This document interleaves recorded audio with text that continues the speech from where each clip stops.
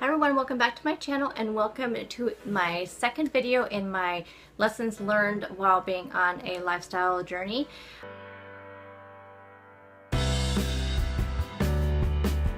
My first video was up a couple days ago and that was talking about using diets as a guidebook instead of a rule book. This week this video I'm going to talk about how it is not all or nothing. Now what do I mean about that? Well, I know we've all probably said this to ourselves. At least these are all things that I've told myself or asked myself. How many of you said this? I'll get back on track Monday. This whole week is a wash. I'm done. I'm just gonna, Monday. I'm going back Monday or next month or whatever. You know, how many times have you looked at something and be like, oh my gosh, how many calories is this? I feel so bad for eating this. This is a bad food, bad food. I shouldn't eat this. Those are all things where in our head, we're getting caught up in the whole all or nothing cycle. You know, I definitely have absolutely learned on this lifestyle journey that it is not all or nothing.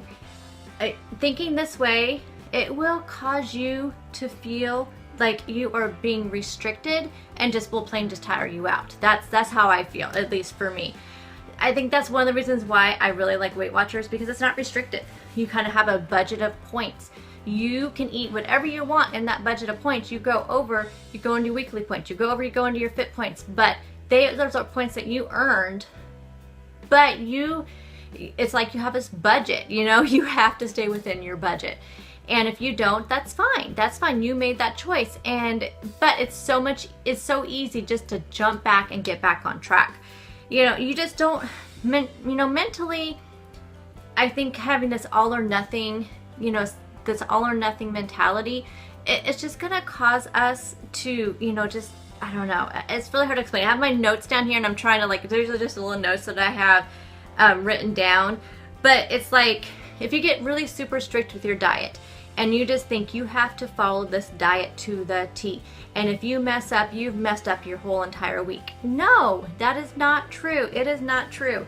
You know, what happens though is if you are too strict with yourself and you stay, I don't know, how do I explain this?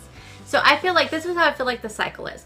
You get really super restricted with your diet and then you feel like you feel restricted, you feel overwhelmed, and so then you overindulge, and then you feel guilt. So it's like this is just a cycle of really restrictive, overindulging, and then guilt, and it just starts over and over and over again. But I feel like, you can stop this cycle. You really can stop this cycle. Get it out of your head. I can't tell you exactly how to stop it because I still have that. It's something that still goes through my head quite often. I can't tell you that I have completely stopped it, but there's always some things that are in the fourth of my mind that I think about when I feel like I am, falling down this, this vicious cycle of being restrictive, overindulging, and then feeling guilty about it later on. I do have some tips that I can give you that I think have helped me a little bit get through this. One of the things, try to make the best choices most of the time. So what I mean by that, I tell you guys all the time, I feel like I try to make the best choices I can throughout the week. Sometimes it's a little bit harder on the weekends. I just try not to go crazy. But I kind of think I'm sure most of you guys have heard of the whole 80-20 rule. So like 80% of the time you do your food, your exercise, all that great, and the 20% of the time you maybe a little bit lax on some things. I think that's where that 80-20 rule kind of falls in. So you know something's coming up. Okay, so 80% of the time you do good, and then you have a birthday party to go to. It's okay, go to the birthday party, have fun. But just keep in your mind that, just try to make the best choice that you can. You don't have to there's not only one choice, but there are choices that may be better than others. So I think just keeping that in the forefront of your mind when you are, in a situation. So I think that'll make you so you don't feel so restricted if you do that.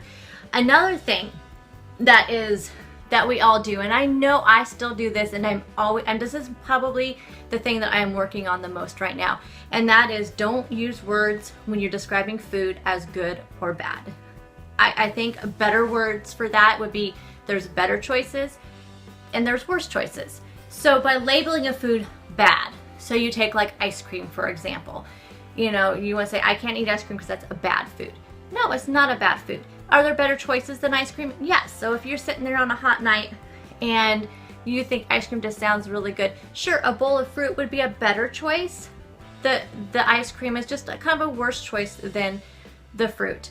But by labeling it bad, you are just putting this other layer of guilt on yourself for eating it. You don't need to categorize it, because then you're just going to feel bad and you'll start to feel shame for it. And we don't need to we've already put guilt on ourselves for going overboard and having a, you know, eating, say, some cookies that were at work one day, or some muffins or bagels or something, and then you just think, okay, my day's over. I've already ate those bagels that morning.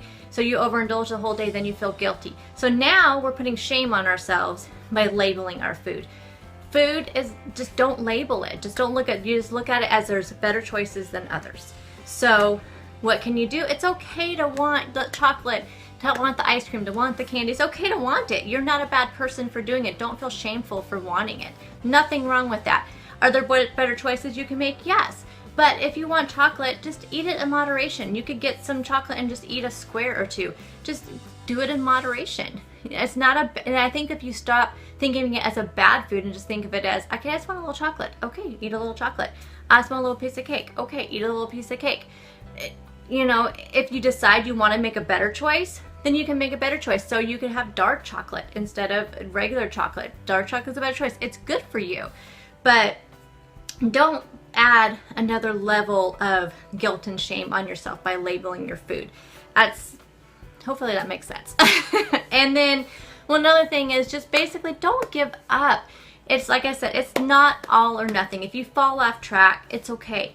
Don't think that you need to give up for the whole rest of the week, because we know what happens if you mess up one day. So say it's, you know, Wednesday, you made it Monday and Tuesday, and it's Wednesday, and you just totally just, I don't know, something happens. You go out with some friends and you eat a bunch of stuff, and you just feel horrible. You feel guilt. The next day you get up and you say, well, I already messed up yesterday, so you just continue on the cycle, and the whole rest of the week is gone. That's when things get bad. It's not bad if you just have one day or one meal. You just have to get back on track. It is not a big deal. It is not a big deal to mess up on one meal. It is not a big deal. I also don't think it's really good to label meals as cheat meals. That's just my opinion. I know a lot of people do it. I just don't like that label, because again, I feel like you are labeling that food. You are adding another layer of shame on there. So you say, okay, I'm having a cheat meal today. And then the next day you're like, well, I'm having another cheat meal. Why call it a cheat meal? It's just dinner. It's a meal. You made a worse choice than the other. You can make better choices. Okay. So it's just up to you to do that. But if you slip up, who cares? Who cares? Just, you know, at your next meal, just get back on track. You know, not next week. Do it right away. That's the best advice I can give you to try to get past that all or nothing mentality. It's just, don't let yourself get into that cycle of guilt and shame and let it just, you know, rule your life, because I feel like that's when it gets harder to jump back on and get back on track. So again, thank you for watching, and hopefully this kind of made sense. I hope these videos don't turn out to be me just rambling. I hope you can make some sense of it. I'm not a professional when it comes to this stuff, by no means. I just wrote some ideas on paper. It's just all the ramblings in Jess's head is what it is. But hopefully you can relate to some of it. Let me know down below if you can relate to this, if there's anything else you can add to the conversation, and I will talk to you guys all in the next video. Bye guys.